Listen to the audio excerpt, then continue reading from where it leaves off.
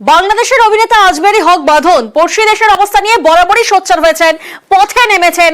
তার সঙ্গে কথা বলেছিলেন আমাদের প্রতিনিধি। তিনি কি বলছেন? বিশৃঙ্খলার ভুয়ো খবর ছড়ানো হচ্ছে, বাংলাদেশের সাম্প্রদায়িক সম্প্রীতি অটুটি থাকবে, দাবি অভিনেতা আন্দোলনকারীর।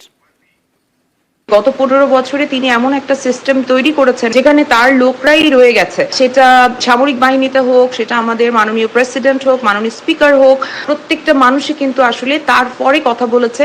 এবং আমাদের কাছে এটা খুবই সন্দেহজনক যে কেন সামরিক বাহিনী কিংবা পুলিশ এই সরকার পলায়ন যখন করেছেন তখন কেন আইন শৃঙ্খলা রক্ষা করার জন্য তারা মাঠে নামেনি। এখানে কি তাদের অন্য কোনো প্ল্যান ছিল কিনা, যে এই ধরনের নাশকতা করে তারা এটা দেখাতে চায় কিনা উনি যখন থাকছেন না তখন নৈরাজ্য আরো তৈরি হচ্ছে। সেটাকে একেবারে ভেঙে গুড়িয়ে ভেস্তে দিয়েছে আমাদের ছাত্র জনতা। গণভবনে যেই লুটপাট হয়েছে সেই মালামাল ফেরত দিয়ে যাচ্ছে মানুষ। গণভবন পরিষ্কার করা হয়েছে, সংসদ ভবন পরিষ্কার করা হয়েছে, রাস্তাঘাট পরিষ্কার করছে, ট্রাফিক কন্ট্রোল করছে।